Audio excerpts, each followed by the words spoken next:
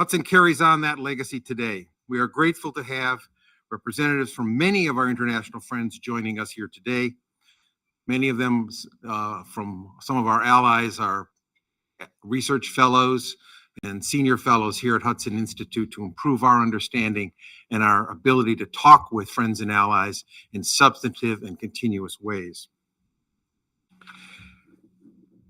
I particularly want to thank Ambassador Sandhu for his work advancing the Indo-American relationship. He's been a great friend, and we've had many conversations with him, and I want to thank him for his great representation of India here and his diligent efforts to try to help us understand what's going on in India and in the Indo-Pacific. Thank you, Ambassador.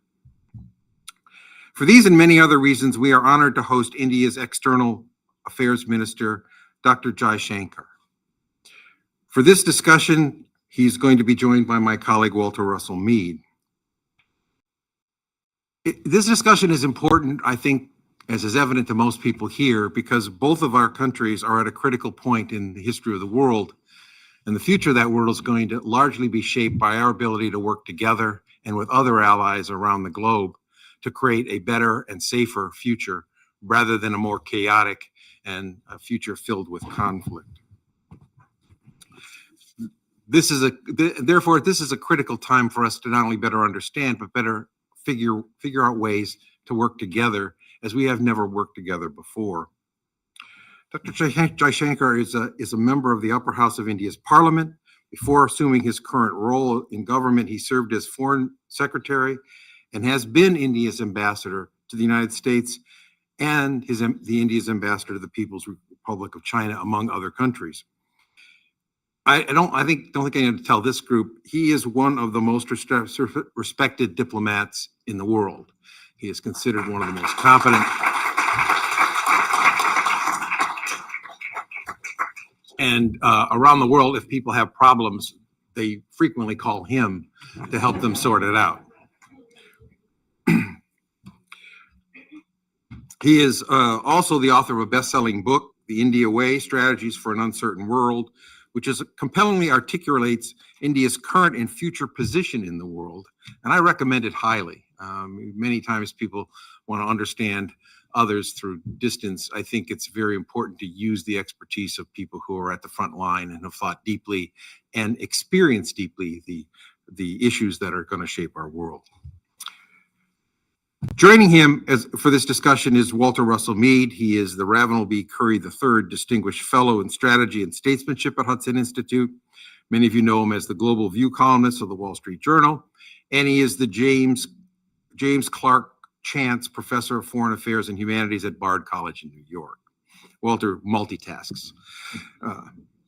He's author of numerous books, including the widely recognized Special Provenance, America's Foreign Policy and How It Changed the World. His newest book, Ark of a Covenant, The United States, Israel, and the Fate of the Jewish People, has been recognized by the New York Times and the Wall Street Journal as Best Book of the Year. Ladies and gentlemen, thank you for joining us for this important discussion. Please join me in welcoming Dr. Jaishankar and my colleague, Walter Russell Mead.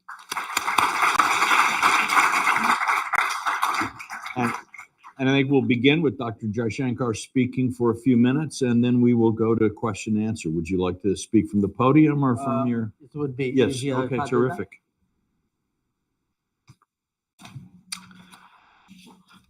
Good morning.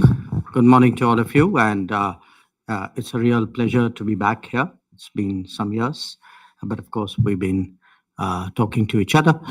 I was told that the topic for the day is India and the new Pacific Order. Am I correct?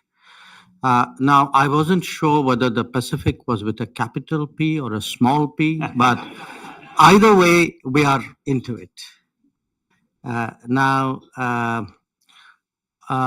For many people, I think, particularly in the United States, it's probably a new idea, something very different to think of India in terms of the Pacific region, Pacific Order, the Pacific Community of Nations. And the fact that we have such a title and it seems natural today is an indication actually is one indication of what has changed in the world.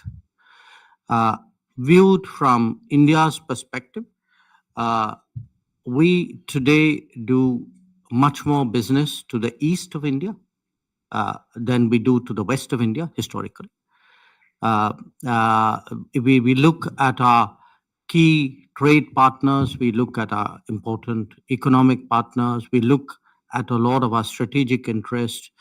A lot of it is today extending eastwards into the Pacific and beyond.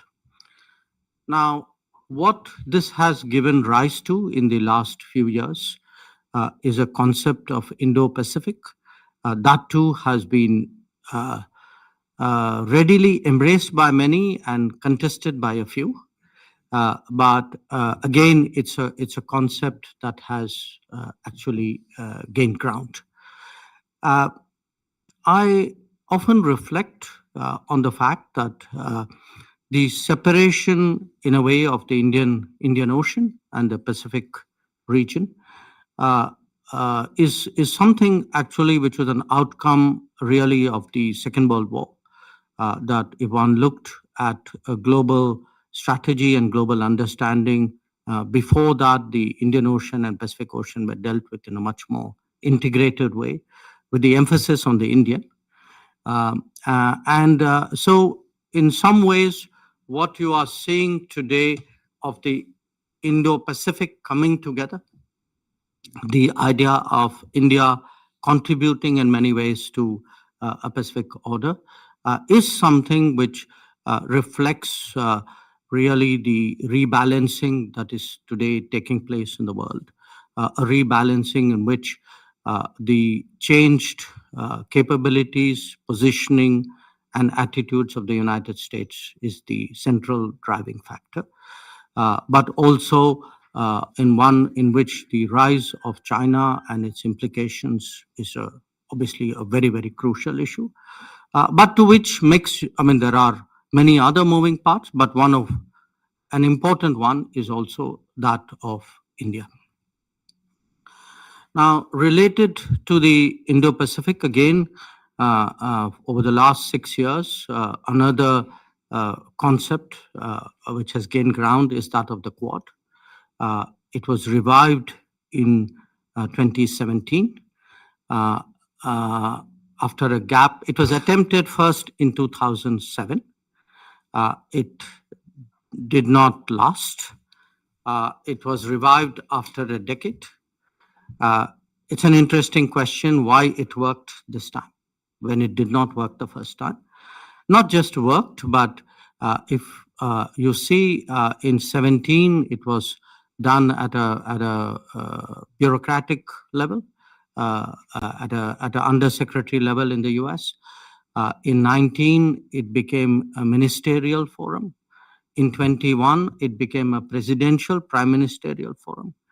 And at every stage, there were people who said, well, this is where it sort of fizzles out.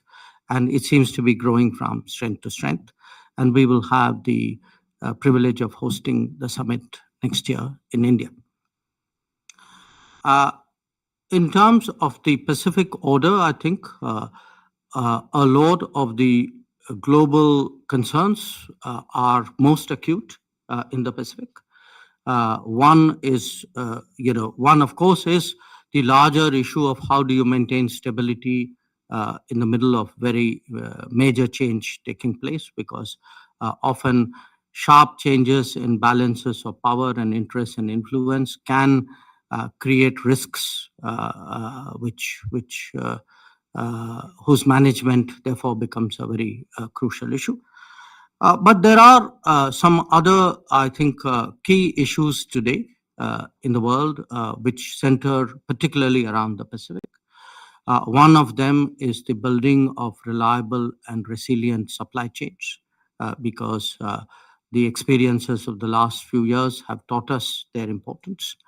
The other is the promotion of trust and transparency on anything to do with digital.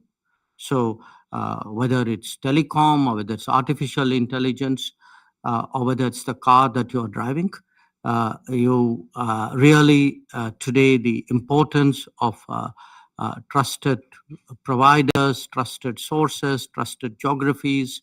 I think this is today a very, very big issue. The third is the over concentration of production, of especially of manufacturing. That if you have over concentration, which is liable to be leveraged, had it happened in any of our national economies, it would have attracted antitrust provisions. Yet it happens in the world, and we are all blissfully, we are sanguine about it. So, what are the dangers of over concentration? What are the implications of over concentration? How are they leveraged? How are they weaponized? I think is a very big issue today in the world. And if you put it together, I would suggest to you that the world is badly in need of some form of re-globalization. That globalization itself is undeniable. It has struck very deep roots. It has tremendous benefits. Nobody doubts that. But the particular model of globalization, which has evolved over the last 25 years, obviously has a lot of risks inherent in it. And today, how to address those risks and create a safer world is part of the challenge facing the Pacific Order. So let me just end with one last remark, because John, there was something you said, which was India and the United States have never really worked before together. I think that is a very thoughtful observation, because dealing with each other is not the same as working with each other. And in the past, we have always dealt with each other, sometimes not entirely happily. But working with each other is really uncharted territory. It is a territory which we have both entered in the last few years. And it has required both of us really to overcome what my Prime Minister called the hesitations of history when he spoke to the Congress a few years ago. So how do we create that ability and the convergences and hopefully the comfort to work together? I think that would be very crucial to the future of the Pacific Order. So perhaps with those remarks, Walter, if you would allow me, we can start the conversation. Terrific. Thank you.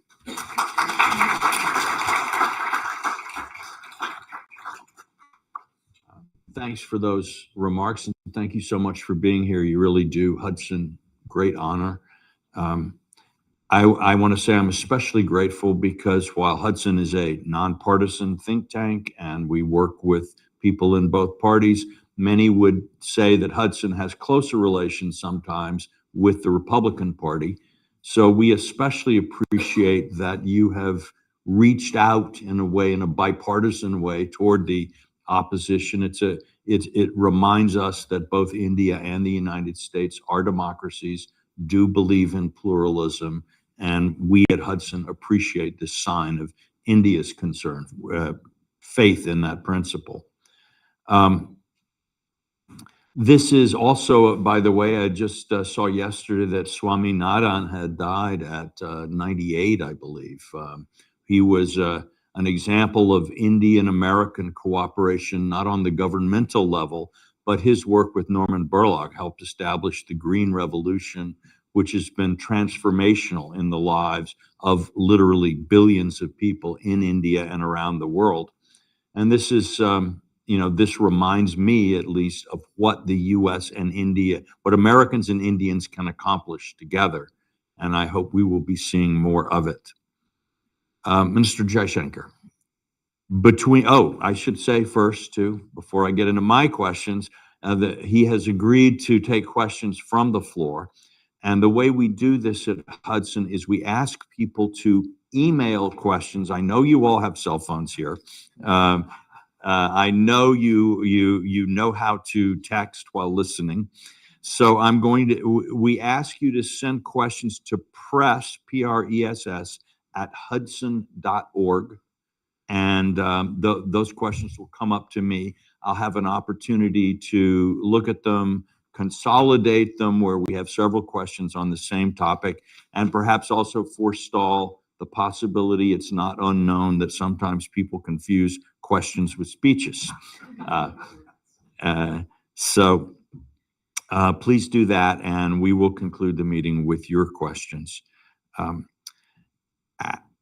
At the G20 and elsewhere, we hear that India is looking for a change in international architecture or in the way world politics works and world institutions. I've also heard India described as a reformist rather than as a revisionist power. It seeks real change in the status quo, but not necessarily in the way that perhaps some of our colleagues and friends in Russia and China might do. What is it that India is looking for in change in the world situation, and how does that affect, do you think, India's vision of where we're all going? Let me put it to you this way, that the world as we live it today is largely a Western construct. Now, if you looked at the world architecture, to use your words, there's been obviously enormous change in the last 8 years. If one looked at the major economies of the 1940s and 50s, they are very different from the major economies today, and nothing illustrates it more than the G20 itself. The list of the G20 will tell you is the easiest way of actually getting a sense of the changes in the world. Now, for India, when we confront a largely Western created architecture, obviously we would like to encourage and facilitate and induce and pressurize changes which are badly needed. But it is done to add a non-Western layer and a input. So I make this very important distinction where India is concerned. India is non-Western. India is not anti-Western. So when we speak about, and I give you an example which we discussed even at the G20. It's very clear today that if we are serious about climate action, if you are looking to sustain, to ensure that sustainable development goals are well resourced, then somewhere we have to find the financial muscle for that. Now, for us too, it is the international financial institutions, the bank, the World Bank, and the fund, which will be at the core of that effort. So a lot of what we are seeking to do is to improve and, I would say, refresh institutions, make them more fit for purpose. And that even applies to the United Nations.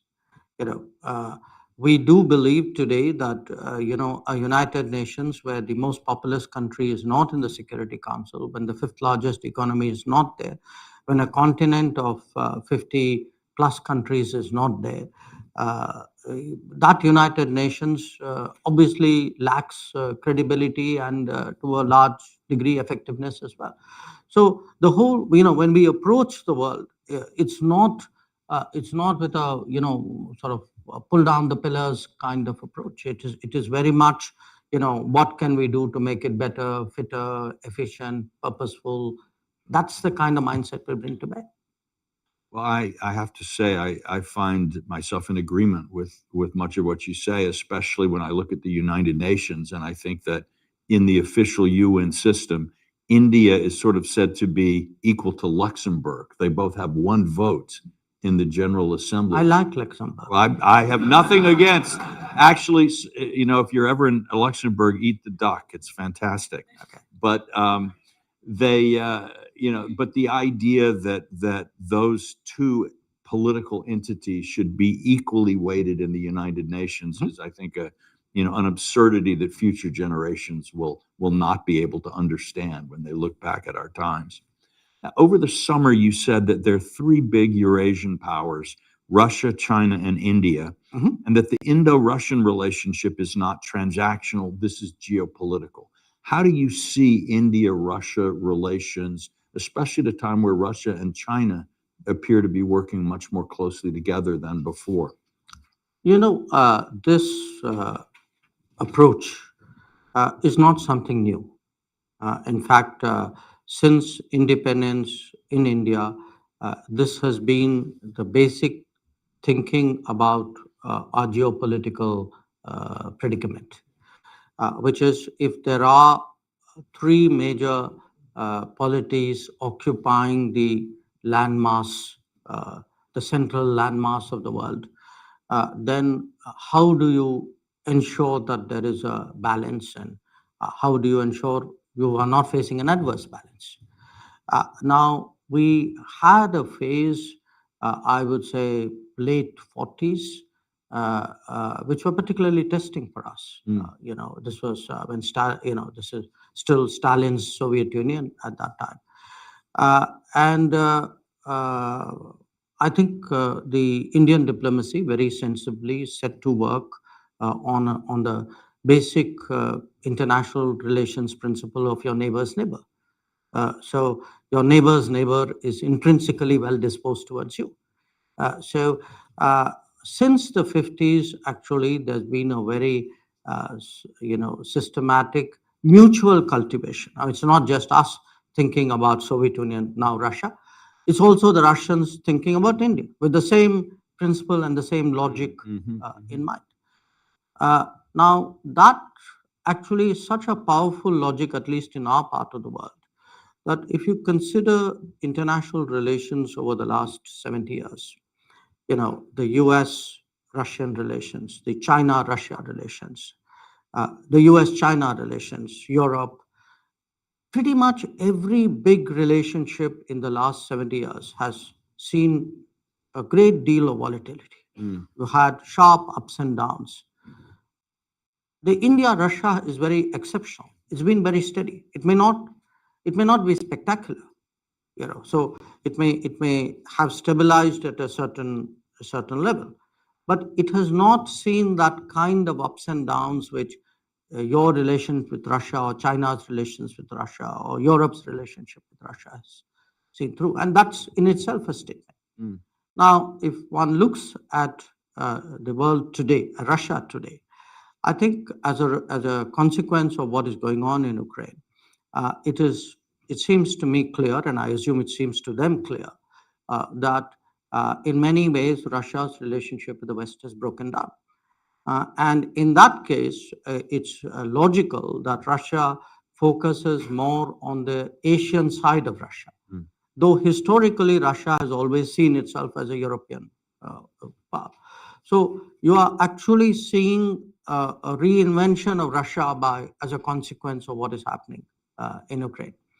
And you can see much of that will naturally focus on China, because that's the first and the largest country and economy that Russia encounters when it wheels around and looks at Asia.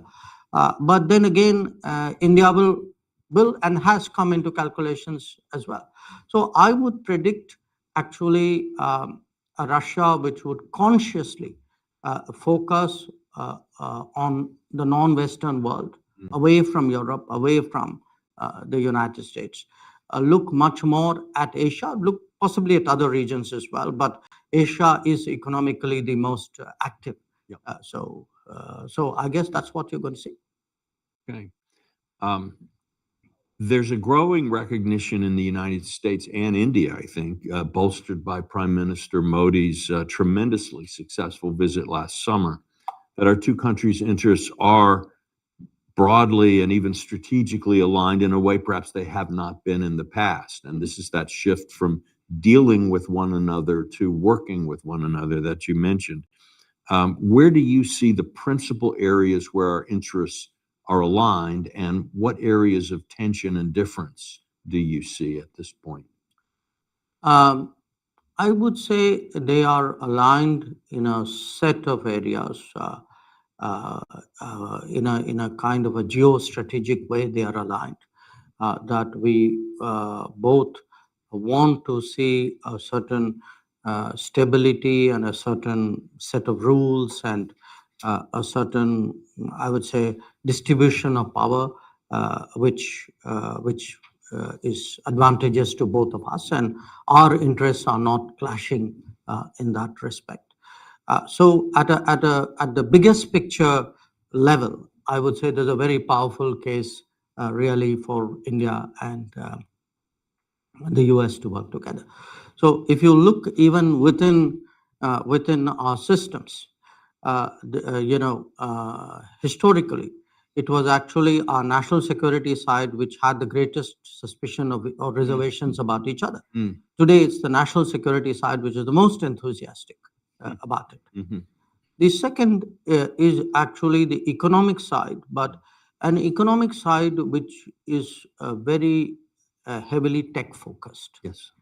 Because if one looks at the direction of the global economy, in fact, we look at our own lives, the tech component of what we use and do and live amidst is increasing. This what you can call it the knowledge economy, the information embedded economy, I think has created again a very powerful new convergence between us. Because at a global level, the United States will need partners. India will need opportunities and possibilities. So, to me, if we are today talking about ISET, if we are, if you look at American priorities like the IRA and the CHIPS Act, I think these are all factors which will create a stronger sort of bonding. So if you can get I think if the politics works and the economics get stronger, then obviously there's a very, very strong convergence. And you ask me where could there be or where are the problems? We are both, we are democratic societies, we are incredibly diverse, but we are diverse in very different ways. Yes. And we are very internally argumentative and externally, argumentative would be a mild word. So what happens is, I think we will have, there will be occasions where there will be that rub or that friction.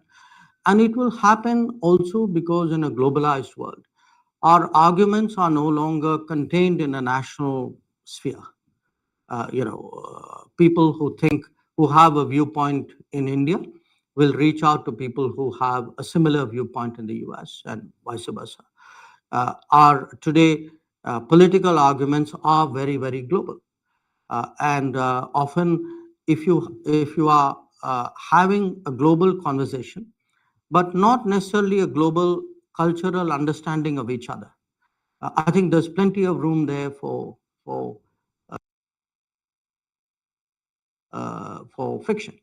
Often, I read judgments or I hear people say things in the US and sometimes in India too, where we are looking at the other society completely from our own template, from our own experience. And I think that would be an issue. Well, I certainly would agree that both, from my experience, both Americans and Indians lead the world in moral lectures. We're both of our societies are. We've quite been doing good. it longer though. Yes, no, you have a deeper experience. I won't deny.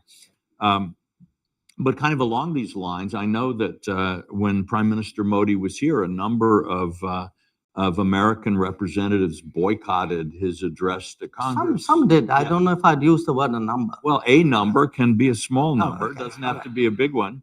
And I know I wrote a column about India in the Wall Street Journal, and I got there was a letter to the editor from Cardinal Dolan, who was a very well-respected, a man I personally respect tremendously, to the Journal, expressing his concern that I hadn't said enough in my column about problems of religious minorities in India. So how would you sort of try to shape the conversation, or how would you respond to some of these concerns that people have here? It would be a mix because, I think different people, if I don't know Cardinal Dolan, I'm a little more familiar with American politicians, including members of Congress. So I'm not, I know many of them have strong views, often electorally driven, sometimes culturally driven, all of that. So I'm a little hesitant to address specific examples. But as a broad proposition, Yes, yes. uh, look, as a broad proposition, uh, all I can say where India is concerned is uh, the underlying culture of India is deeply pluralistic. In fact, I cannot think of any society in the world, and I've lived in many of them, whether I look at Europe or look at North America. North America, US is very pluralistic. China, I've lived in Russia. Uh, the diversity and the layers that you get in India, and you can slice it in different ways. It could be ethnicity, it could be faith, it could be language, it could be traditions. Uh, it's actually unique. It's Yep. truly in multiple accesses the most diverse space in the world. Now, it is something. Now, when you have that kind of diversity, that diversity will always have its own conversations and discussions. It will be there will be attempts to get a certain balance right. There will be corrections, there will be recorrections. It's in the nature of diversity.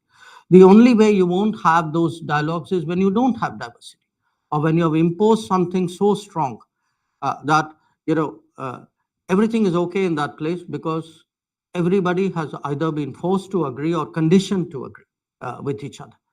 So we actually are a much more looser society where there's almost a natural inclination to disagree, and that is our national character. Now, when you have people who do not, who have not come through that experience, who for them, are listening, it's like you're listening to the next room. You really don't know the people in the next room. You're picking snatches of conversation, and then you are making a judgment or a opinion based on that particular soundbite that you picked up. So today, if since you brought up the issue of minorities in India, look, what is the test really of fair and good governance, or of the balance of a society? It would be whether, in terms of the amenities, the benefits, the access, the rights, do you discriminate or not? You know, and in every society in the world, at some point, there's been some discrimination on some basis. So if you look at India today, and it's a society today where there's a tremendous change taking place because people are I mean, the biggest change happening today in India is the creation of a social welfare system in a society which has less than $3,000 per capita income. Nobody has done that in the world before. Now, when you look at the benefits of that, you look at housing, you look at health, you look at food, you look at finance, you look at access, educational access, health access. There's no, I defy you to show me discrimination. I mean, in fact, the more digital we have become, the more in a way faceless the governance has become. Actually, it's become fairer. But as I said, this is a globalized world. There will be people, you will have people gripe about it, and much of the griping is also political. Let me be very frank with you, because we've also had a culture of vote banks, and there are sections who had in their own eyes a certain privileged access, who today may resent the fact that they don't. And it's a phenomenon with which you are not unfamiliar. And I think these will be the turbulence of a democratic society. Well, now we in the United States have had the experience not only of lectures from India, but lectures from Canada. And, I think, They look at you as the global South. yeah.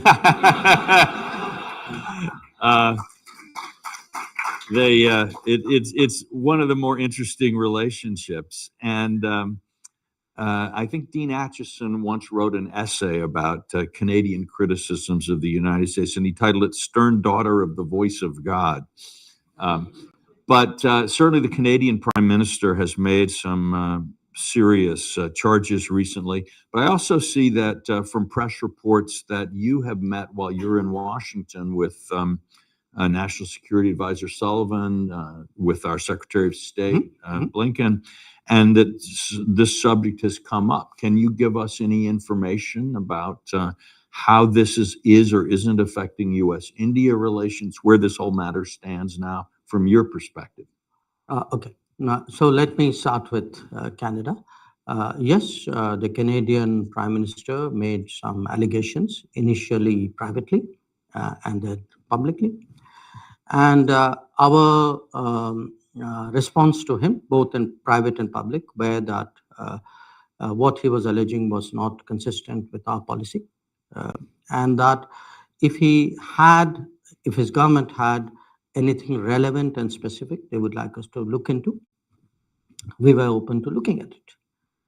Now, that's where that conversation is at this point of time. But to understand that conversation, you have to also appreciate that this has been an issue of great friction for many years with Canada. In fact, going back to the 1980s. Then it became dormant, but in the last few years, it has come back very much into play because of what we consider to be a very permissive Canadian attitude towards terrorists, extremists, people who openly advocate violence. And they have been given operating space in Canada because of the compulsions of Canadian politics. I don't think most Americans, for Americans, perhaps Canada looks very different. But it sort of it depends, from where the shoe pinches. For us, it has certainly been a country where organized crime from India mixed with trafficking in people, mixed with secessionism, violence, terrorism. It's a very toxic combination of issues and people who have found operating space there. So a lot of our tensions with Canada, which well preceded what Mr. Trudeau said, actually come out of that. And today I'm actually in a situation where my diplomats are unsafe going to the embassy or to the consulates. In Canada? In Canada. They are publicly intimidated. And that has actually compelled me to temporarily suspend even visa operations in Canada. So as I said, often countries look very different depending on how you see them and what your interests are. But I have this problem in Canada. And so your question, did I speak about it with Jake Sullivan and Tony Blinken? Yes, I did. And? No.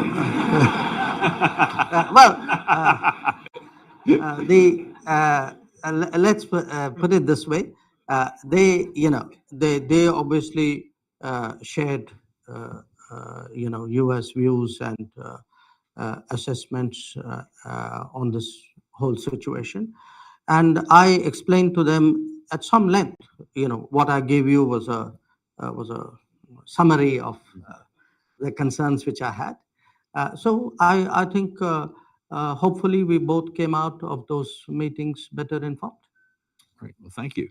Well, we are about to go to audience questions, and I see I have some here. But while I'm looking at them, Do you have any advice for Americans who want to learn more about India? Where should young people or older people who are interested in this, where should they go to learn about this country that is looming larger and larger in American foreign policy and in world affairs? Um, look, it's hard to give general advice, but I would say, and this really flows from our own conversation today, that in whatever profession people are, I think it would be useful to try to see how that particular profession or that particular set of interests are doing in India, because there may be experiences there, uh, there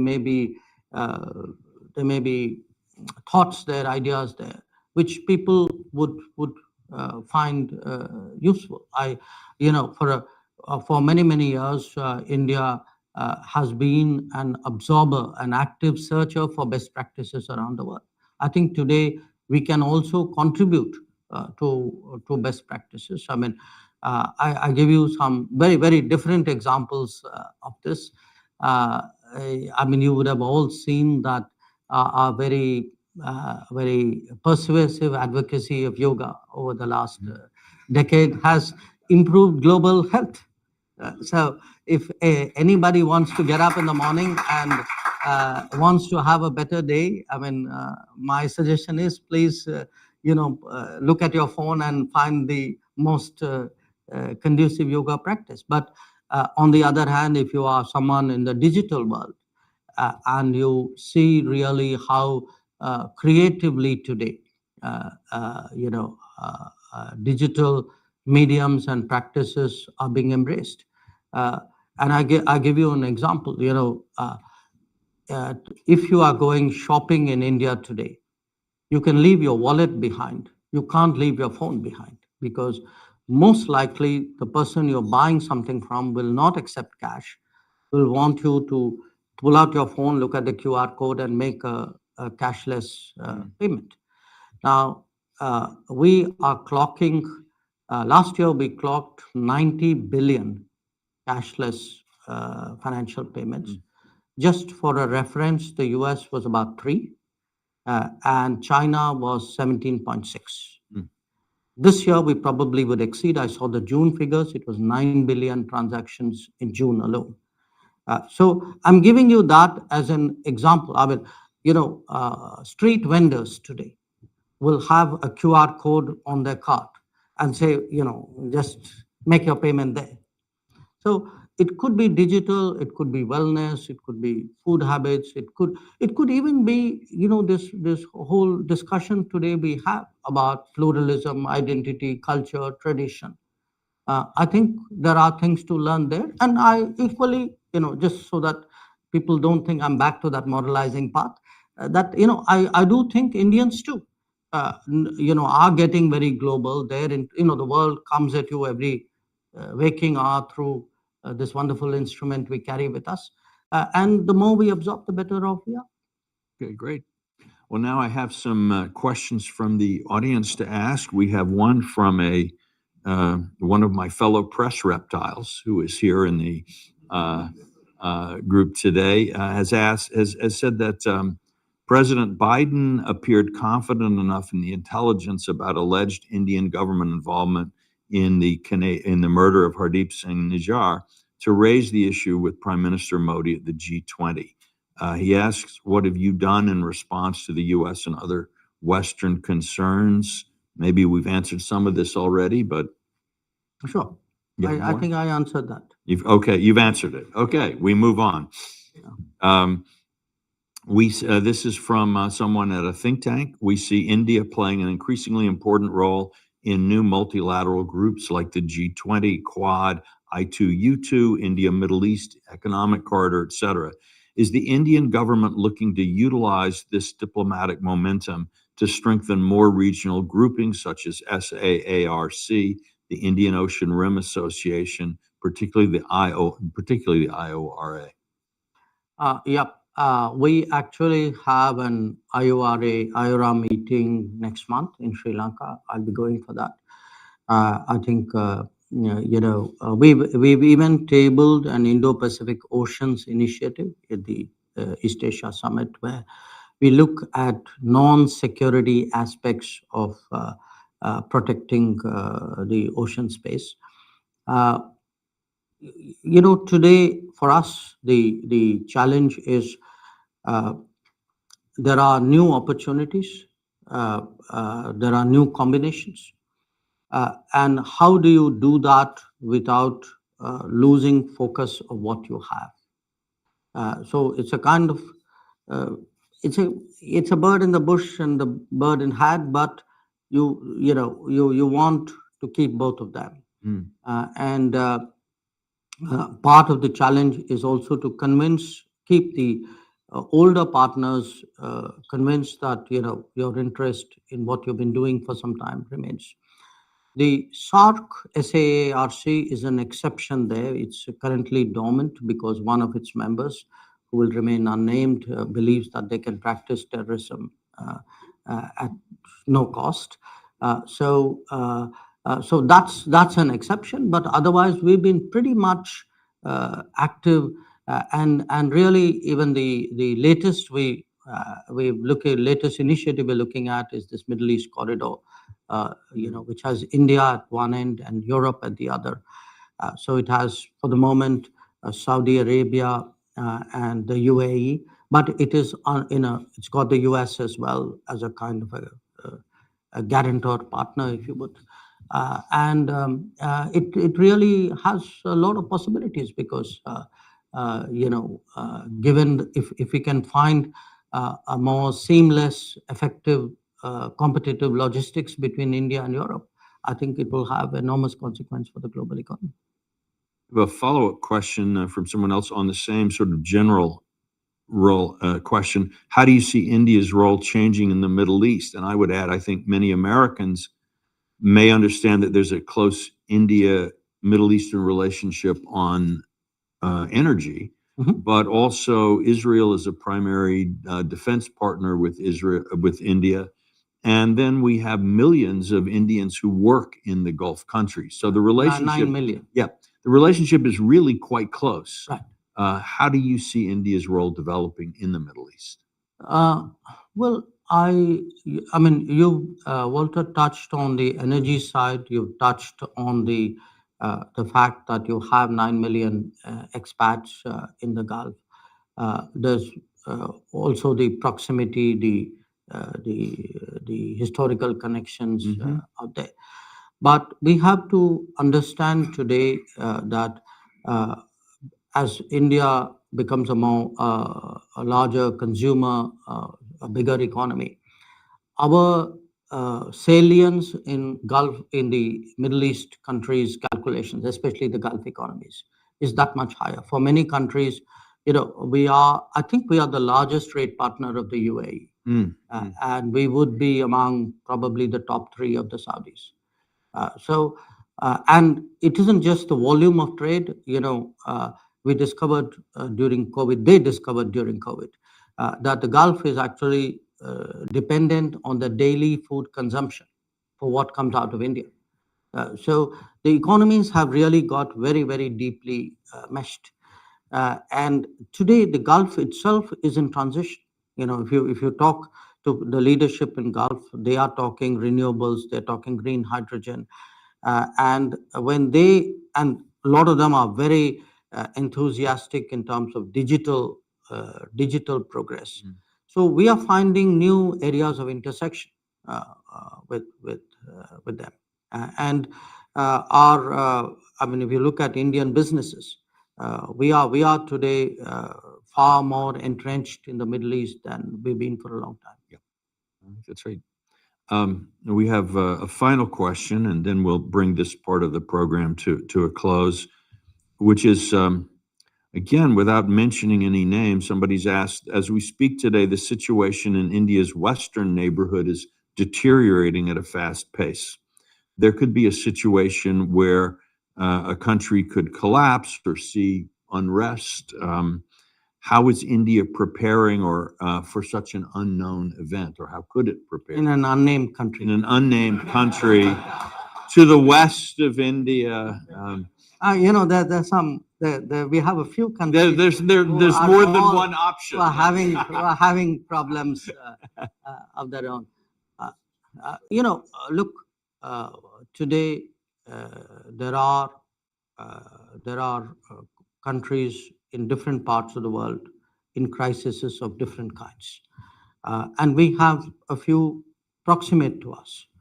We saw Sri Lanka, which really went through a very almost an economic meltdown last year, and we had to step forward because they were engaged in a negotiation with the world with the fund, and their needs were so immediate and so serious that we actually did the largest bilateral lending that we've ever done, which was we gave them almost a package of $4 billion as a way of stabilizing their economy. The unnamed country to our west, which we are talking about, they have a much, their problems are much more long term. They're much more deeper historically in terms of what happens when distortions have been introduced into the natural progress of an economy. That if you have, let us say, excessive expenditure on the military, or if your borrowing has not been prudent, or if you have infrastructure which doesn't pay its way, I think there are a lot of factors there. In multiple chickens are coming home to roost at the same time. Right. Well, thank you very much. I know we're all grateful to Minister Jaishankar for his time.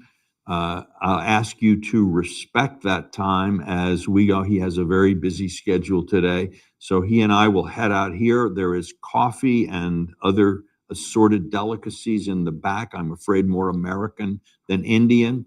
And in 15 minutes, we'll reassemble here where there's going to be a panel discussion led by Hudson's Japan chair and a very distinguished fellow and longtime friend of India, Ken Weinstein.